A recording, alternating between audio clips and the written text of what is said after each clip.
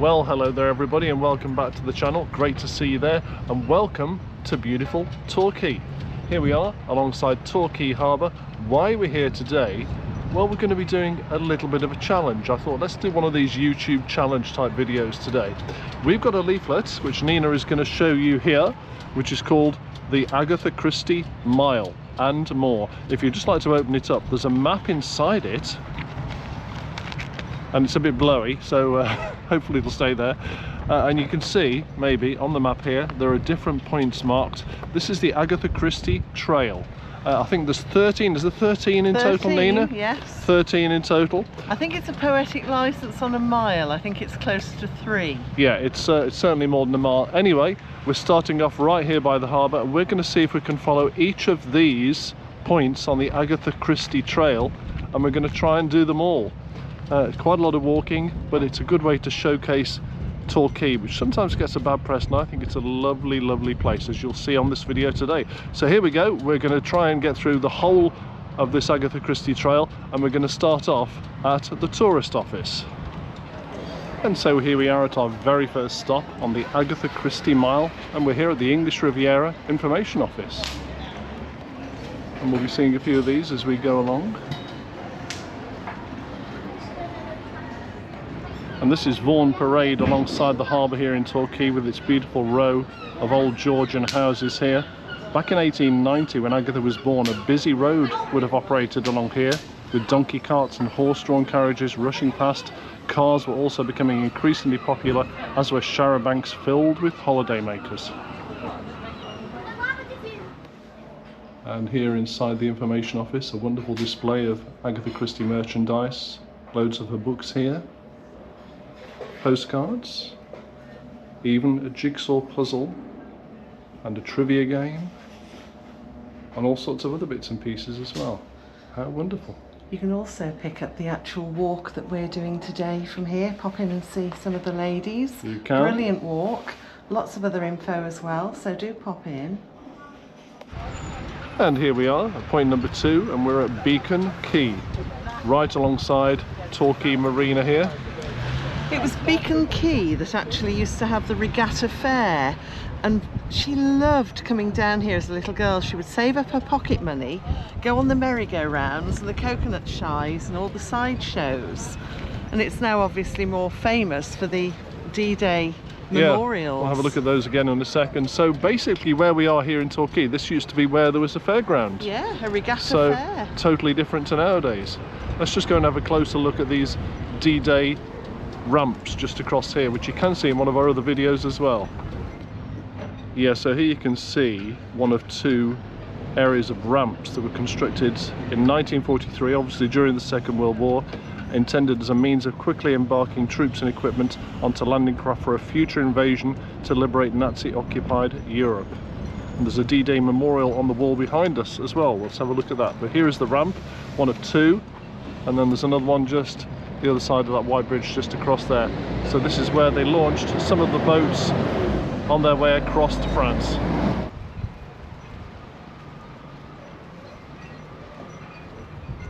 It's a lovely memorial actually. More information here. I'm not going to read all this out to you, but obviously if you come here you can take a look for yourselves. Right, so we've come up the hill and we're right by the Beacon Quay car park at the moment, and we're on our way to Beacon Cove, which is another point of interest for Agatha Christie. This is going to be point 3 on our trail today.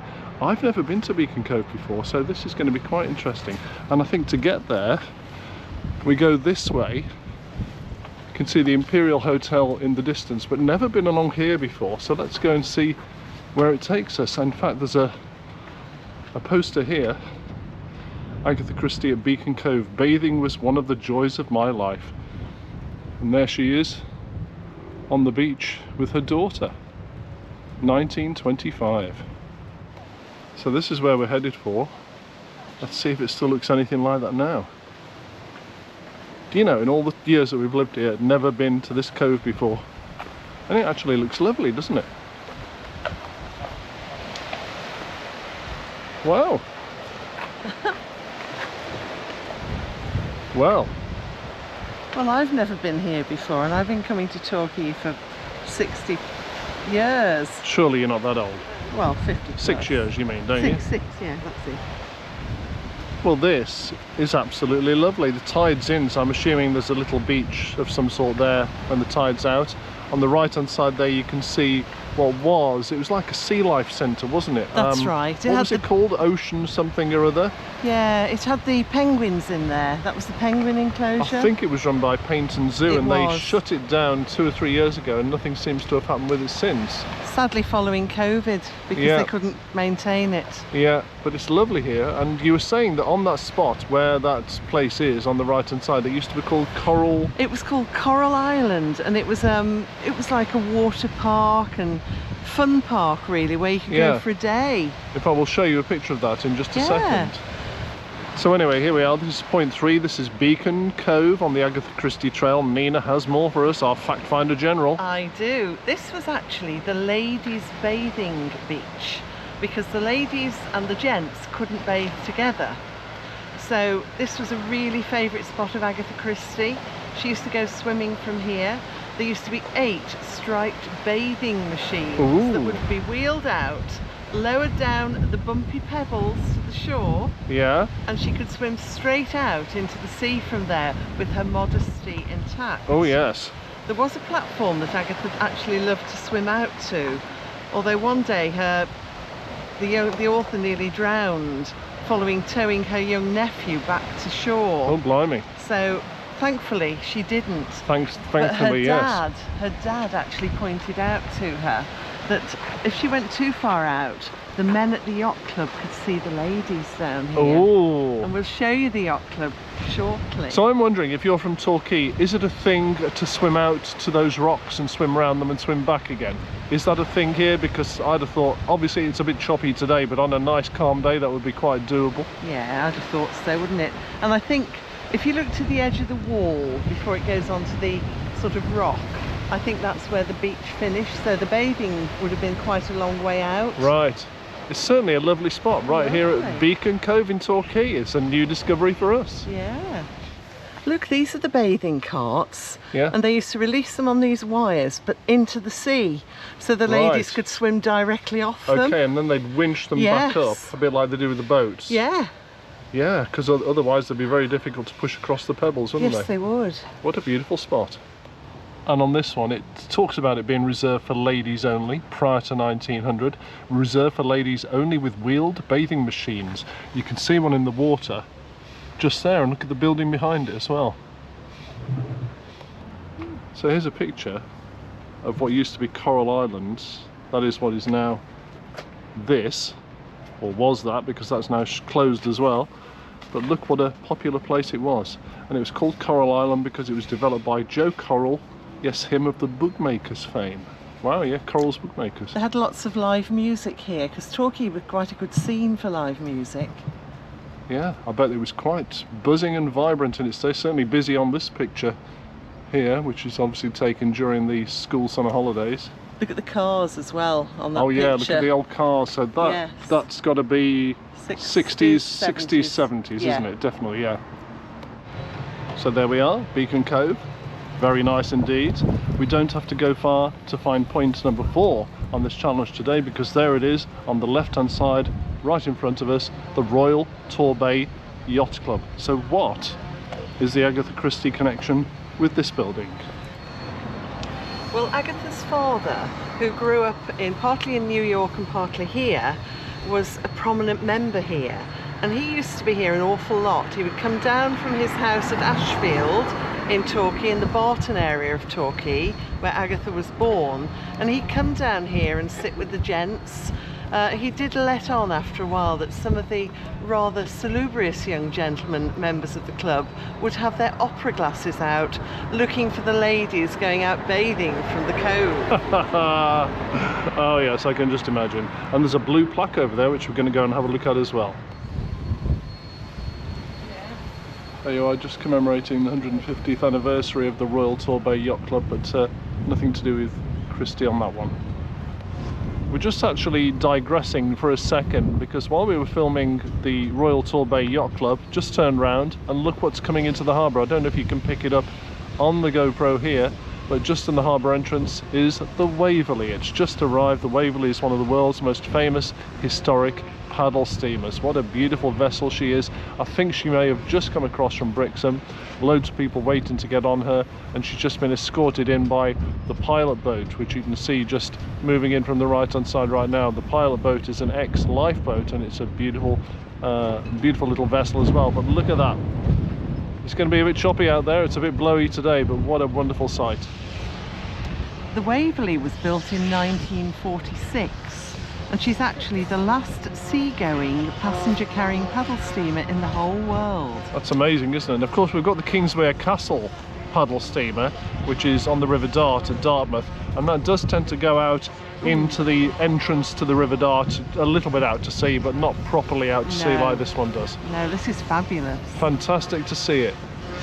Well, that was fantastic seeing the Waverley there, wasn't it? Anyway, we've moved on. We are now at point number 5 on the Agatha Christie Trail.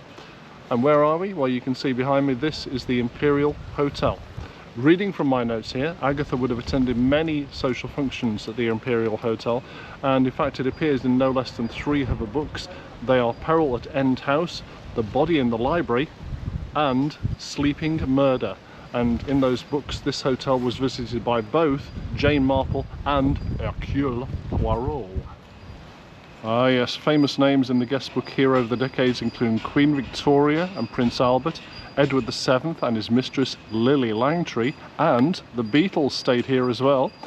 Prince Charles and Princess Diana also lunched at this hotel, no doubt blown away by the spectacular views that can still be enjoyed from the Palm Court Lounge and Bar. And apparently there's an Agatha Christie plaque inside. Should we go and see if we can find it? Yeah, come on, let's go and have a look. We might get thrown out, but let's go and have a look.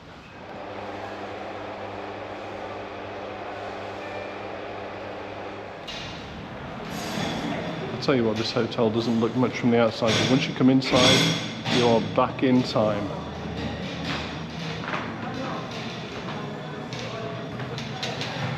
Isn't it lovely? Beautiful. And here we are on the outside terrace of the Imperial. They've covered the pool over because I think the weather this week isn't too good, although we're lucky today so far, a bit blowy but no rain so far. But what a lovely view, look at this. And if you want to come here just for a drink, you can do. You can just come in, have a drink in the bar, or you can have lunch here and enjoy these sweeping views all the way across Torbay. Look at that, absolutely gorgeous. And there's the Waverley still in the harbour there at the moment.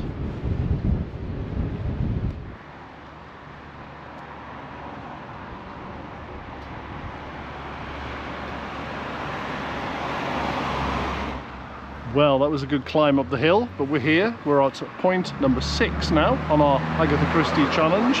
Doing okay. And here we are at the Torquay Museum, which also includes the Agatha Christie Gallery as well. And this was opened by the Torquay Natural History Society in 1876. It's Devon's oldest museum. Agatha's father was elected a member of the society in 1894, and Agatha would have attended talks and events right here in this building. And within this museum is the only dedicated Agatha Christie gallery. Visitors can now step inside Poirot's study and lounge. Information panels tell the story of the author's life in Devon, from her childhood in Ashfield to her later years at Greenaway, and some of the photos are particularly interesting in here as they've not been made available elsewhere. As you can see at the moment, it's shut, but never mind. Another tick on our Agatha Christie challenge. And here's another one of those plaques indicating it's part of the Agatha Christie Mile. Right, so we're off back down the hill. We're going to the harbour side and we're going to have a look at Devon's newest Agatha Christie memorial attraction, whatever you like. I think you can guess where we're going. And so here we are on the harbour side. We're on the Strand in Torquay and we're at point number 7. This is the Dame Agatha Christie CBE sculpture. Isn't it just lovely? You can go and sit next to her if you like. There she is with her faithful doggy as well. Oh, and there goes Nina. She's going to go and sit with Dame Agatha, have a literary discussion. Now this is the Strand in Torquay. It's recently been redeveloped and that has been installed since April 2025. It was created by the local artist Elizabeth Hadley. The bronze statue shows the Queen of Crime sitting on the bench with her favourite dog, whose name is Peter. All right there, Pete. There he is, sitting faithfully on the ground beside her. And they were wondering which way to turn this, weren't they? And they decided in the end to have her with her back to the harbour because of this exact reason. There I am taking a picture of Nina with the beautiful Torquay harbour behind her.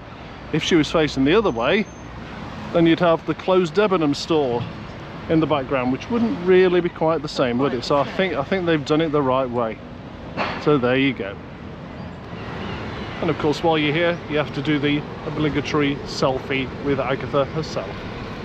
Here she is. What a lady, eh? Right, onwards to the next point.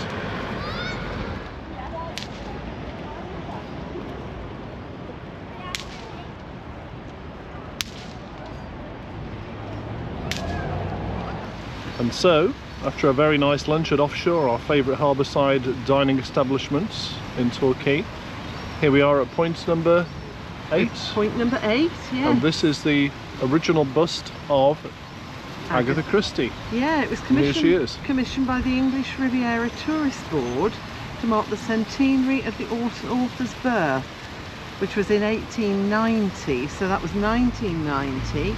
It was sculpted by a Dutch artist, and for many, many years it was the only bust of the author in the world until an Agatha Christie memorial was unveiled in the Theatreland in London to commemorate the 60th anniversary of The Mousetrap in 2012. And literally just across this little park we are already at point number 9, and here we are at the Pavilion in Torquay. Nina will tell you a little bit more about that. Yeah, this is an Art Nouveau style pavilion theatre which opened in 1912 when Agatha was just 22 years old. It was built on reclaimed land, and Agatha frequently attended performances at the pavilion, and on the evening of January the 4th, 1913, she enjoyed a concert of music in the company of Archie Christie. After the concert, he actually proposed to her, although it was 2 years before they finally married on Christmas Eve 1914. Right. Inside that theatre, actually, there are some beautiful tiles, all made by Royal Delton. Lovely. It's a stunning building, actually. We can't get any closer to it today because you can see there's work being done on it at last. And it's great to see that it's going to be restored after all these years. And just through the gates there, you can see the plaque on the wall. So there we are. That's one ticked off for you. Yeah, great to see them working on this building at last. It's lain derelict for quite a few years and it really is gorgeous inside, so let's hope they can restore it to something approaching its former grandeur. Right, onwards we go, and here we are already into double figures. This is point number 10 on our Agatha Christie trail, and this is the Princess Gardens. Now, they were paid for when they were first opened by the Torbay Hotel, which is just there across the road. The Princess Gardens actually were named after Princess Louise, who was the daughter of Queen Victoria, and they opened in 1894. You can see quite a few palm trees around here. Now, these are known as the Torbay palms. They're actually imported from New Zealand.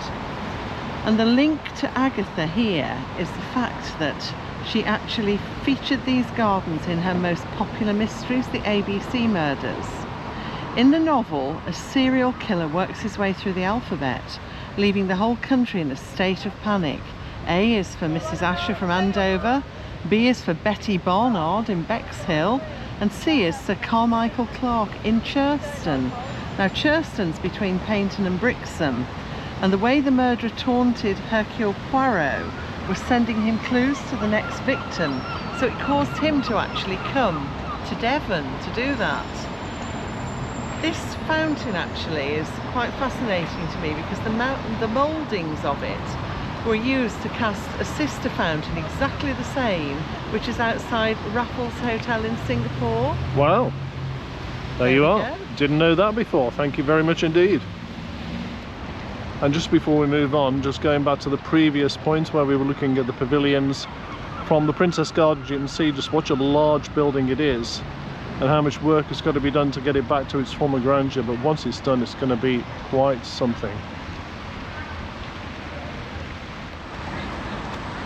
And I wonder if Agatha would have enjoyed a ride on this in her younger day if it had been here, which of course it wasn't. But I bet it would have been a good murder scene, wouldn't it? Oh yeah, can you just imagine? Murder one, and oh, they're up at the top. Yeah, either somebody trapped in one at the top, or maybe somebody being thrown out of one when it was at the top. Yeah. Good plot. Yeah. Somebody listening to this, there's a novel there for you. Nice view across the outer harbour with the Princess Theatre on the left, the big wheel, and then all these boats, hundreds and hundreds of boats. My goodness me, there's some hardware out there. And that leads you straight on to the pier. And here we are, the main pier in Torquay. It's not a pier in the traditional sense, but they call it a pier. And this apparently is where Agatha Christie, as a young girl, used to love roller skating. And apparently back in the day, if you bought your own skates to skate on the pier here, it would cost you just twopence. Not bad at all. So looking across the harbour there, you can see the pavilions, which back in Agatha's day would have been the main theatre in Torquay. That's what I'm guessing anyway. Please feel free to correct me, because I don't really know my Torquay history. The Princess Theatre here, which is the modern day theatre, which is a lovely theatre inside, had a lot of good shows on there. That was built in the 1960s. The lovely rock walk in Torquay, facing the sea, with those very nice, very expensive apartments and buildings at the top there. And back in your day, when you used to come, Nina, they used to light all these walkways up at night, and I believe they've just started to reintroduce that. They have, and they're trying to reintroduce the plants as well, because you used to walk through mimosa, and the scents at night were just evocative, and it was beautiful. So now we've got sort of very few plants, but the lighting is back. So hopefully, one day, it'll look the same. That's a good step forward. Right, we're moving onwards, and we're heading on to the next point in our Agatha Christie challenge. And here we are at our next port of call. We're now up to number 12, only 2 more to go after this. Wow, we're getting through it. And here we are at the lovely Torquay Abbey. Nina, what can you tell us about that? This was actually a medieval monastery which was founded in 1196, but in the 1740s it was converted by George Carey II into the Georgian mansion that you see it is today. Now, while Agatha was growing up, she used to attend parties here because the Careys lived here, and today it actually homes the International Agatha Christie Festival, which coincides with her birthday on the 15th of September. So here we are, Torquay Abbey. We're nearly there on our Agatha Christie challenge.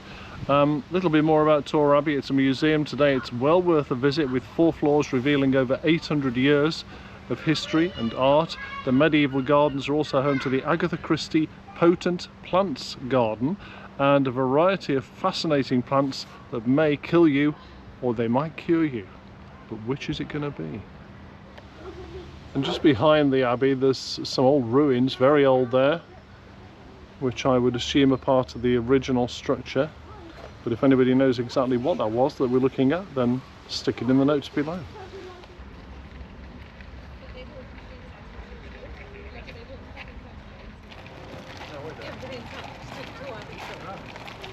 And here, yet another plaque to say that we're still on the Agatha Christie Mile. Busy under here at the moment as everybody's sheltering from the many showers that we're getting today. And as you come out of the Abbey on the left hand side, that is called what, Nina? It's called the Spanish Barn. The Spanish Barn. What a lovely building. Over 800 years old. Fabulous. There's a lot of history in there, and I think we'll pick that up totally separately at one stage. And what's that used for nowadays, do you know? It's used for exhibitions. They have music events there, a lot of folk music, all sorts of things go on there. Fabulous. Spilling out onto the grounds normally when it's nice. Very nice indeed. Right, that was point number 12, and we're on to 13. Unlucky for some, but not for us, even though it's raining again. Really is a lovely place here at Torquay Abbey. You can see the Spanish Barn on the right, the Abbey there, and then the gardens behind. You can see the big greenhouses where they're growing those sometimes potent plants that might appear in Agatha Christie stories. Right, 2 more to go, onwards to number 13. Walking towards number 13 through the King's Gardens this time, so we've done the Princess Gardens earlier. Hello there, hello. You've got a nice little place to live there, haven't you? Yes. Lovely fountain there. Palm tree, you can tell you're on the English Riviera. Very nice. And here we are at last at call number 13 on this Agatha Christie challenge, and as you can see we are at Torquay railway station. And at long last here we are at number 13, Torquay railway station. So what is the Agatha Christie connection here? Well, of course, when she lived in Torquay she'll have used this railway station to travel to and from London probably most of the time. But while her two most famous characters, Hercule Poirot and Miss Marple, never actually met in any of her books or plays, they did meet on the platform right here at Torquay railway station in 1990. How come 1990? Well, it was arranged as part of the town's Agatha Christie centenary celebrations. The Orient Express itself brought Poirot, who was played by David Suchet, into Torquay, where he came face to face with Miss Marple, played by the wonderful Joan Hickson. She was great in that role, wasn't she? When she held out her hand, he kissed it to the applause of the watching crowd. Isn't that lovely? And so onwards we go to our final port of call, number 14. We're nearly there, guys. And from Torquay railway station, we don't have to go very far at all. In fact, just the other side of the car park. And there it is, the wonderful Grand Hotel Torquay. And right behind me you can see the Grand Hotel. Now that building was built in 1881 and it was built to resemble a French chateau. And it was here that on Christmas Eve 1914 that Archie and Agatha spent their honeymoon night. And here it is, the final Agatha Christie plaque of this little tour today. And here we are in the lovely bar area of the Grand Hotel Torquay.